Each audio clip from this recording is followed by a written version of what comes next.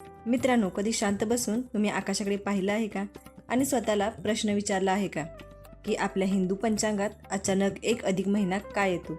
हा महिना फक्त एक अतिरिक्त महिना नाही, तो आहे एक गूढ रहस्य, एक अशी कथा जी हजारो वर्षांपासून आपल्या श्रद्धेत जिवंत आहे. एक असा काळ ज्यात नशीब बदलण्याची ताकद आहे, पुण्य कमवण्याची संधी आहे आणि देवाच्या सर्वात जवळ जाण्याचा मार्ग आहे. पण हा अधिक मास नक्की आहे तरी काय आणि का दिलं गेलं आहे त्याला इतकं विशेष स्थान? अधिक मास म्हणजे धोंड्याचा महिना अतिशय महत्त्वाचा आहे, कारण या महिन्यामध्ये गुरुपुष्यामृत हा योग आला आहे. महिन्याची सुरुवात किती तारखेपासून होते आणि किती तारखेला संपते? या महिन्यामध्ये कोणकोणत्या तिथी आहेत? मंडळी, वर्षाला जरी 12 महिने असले तरी हा अधिक महिना येतो कसा? हा योग 3 वर्षांनी येतो. हा महिना श्रीहरी विष्णूंना समर्पित आहे. आपलं मनापासून सहर्ष स्वागत आहे आध्यात्मिक पाऊलवाटा मराठी या चॅनलवरती. प्रथम असाल तर नक्की सबस्क्राईब करा. मंडळी, आपण पहिलं पंचांगानुसार पाहूया. पंचांग किंवा आपलं हिंदू कॅलेंडर सूर्य आणि चंद्र या वर्षाच्या गणनेनुसार आधारित असतं आणि अधिक मास हा चंद्रवर्षाचा अतिरिक्त भाग आहे. जसा 32 महिने 16 दिवस आणि 8 तासांच्या फरकाने तयार होतो. आता हे अंतर भरून काढण्यासाठी सूर्य आणि चंद्र वर्ष यांच्यात संतुलन निर्माण करण्यासाठी अधिक मास लागतो. दुसरीकडे भारतीय गणनी पद्धतीनुसार सौर वर्षामध्ये 365 दिवस आणि चंद्रवर्षामध्ये 354 दिवस असतात. अशा प्रकारे एका वर्षात चंद्र आणि सौर्य वर्षामध्ये 11 दिवसांचा फरक असतो आणि 3 वर्षामध्ये हा फरक 33 दिवसांचा येतो आणि हे 33 दिवस 3 वर्षांनी अतिरिक्त महिना बनतो. हे अतिरिक्त 33 दिवस एका महिन्यात जोडले जातात आणि त्याला अधिक मास असं नाव देण्यात आलं आहे. आणि असं केल्याने व्रत उत्सवाची तारीख अनुकूल राहते आणि त्याच वेळी अधिक मासामुळे या कालावधीची जी गणना आहे व्यवस्थित मांडता येते. आता इंग्रजी महिन्यानुसार सांगायचं झालं तर 2026 मध्ये अधिक महिना हा मे मध्ये आलेला आहे. मराठी महिन्यानुसार ज्येष्ठ महिन्यामध्ये अधिक मास चालू होतो. 17 मे 2026 वार रविवार या दिवसापासून अधिक मास ज्येष्ठ महिन्यात सुरुवात होते.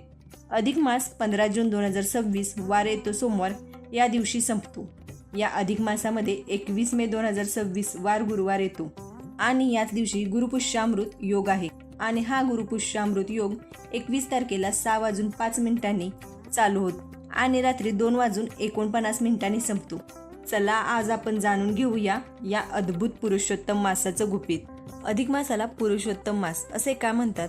यामागे पुराणांमध्ये एक अतिशय सुंदर कथा सांगितली आहे. ती कथा खालीलप्रमाणे आहे. जेव्हा काळ आणि पंचांगाची गणना केली गेली तेव्हा हिंदू पंचांगातील 12 महिन्यांसाठी 12 स्वामी निश्चित केले गेले. परंतु चंद्र आणि सूर्याच्या गतीमधील फरकामुळे जो 13वा अतिरिक्त महिना तयार झाला त्याला कोणताही देव आपला स्वामी म्हणून स्वीकारायला तयार नव्हता. या महिन्याला मलमास म्हणजेच मळलेला किंवा अशुद्ध महिना असे नाव पडले. त्यामुळे या महिन्यात कोणतेही शुभ कार्य, पूजा अर्चा किंवा सण उत्सव साजरे करणे बंद झाले. सगळेजण या महिन्याला अशुभ मानून त्याचा तिरस्कार करू लागले. आपला असा सतत अपमान आणि तिरस्कार होत असलेला पाहून मलमासाला खूप दुःख झाले.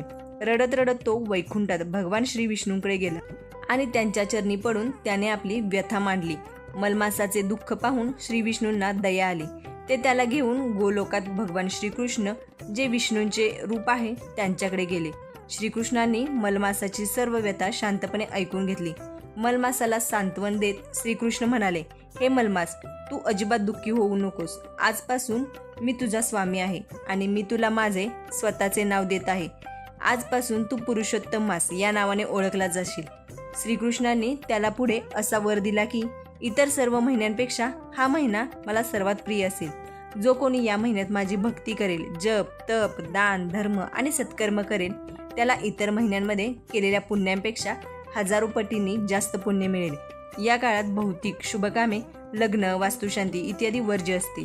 तरी आध्यात्मिक प्रगतीसाठी आणि ईश्वर प्राप्तीसाठी हा महिना सर्वात श्रेष्ठ मानला जाईल. तेव्हापासून अधिक मासाचा मलमास हा कलंक पुसला गेला आणि त्याला पुरुषोत्तम मास असे अतिशय पवित्र स्थान मिळाले. म्हणूनच या महिन्यात भागवत कथेचे वाचन, विष्णू सहस्त्रनाम, भगवद्गीता पठण आणि गरजू लोकांना अन्नदान, वस्त्रदान किंवा दीपदान करण्याला हिंदू धर्मात अनन्यसाधारण महत्त्व प्राप्त झाले आहे. जर तुम्हाला ही माहिती आवडली असेल तर व्हिडिओला लाईक करा, शेअर करा आणि अशाच धार्मिक कथा ऐकण्यासाठी या चॅनलला सबस्क्राईब करा. धन्यवाद.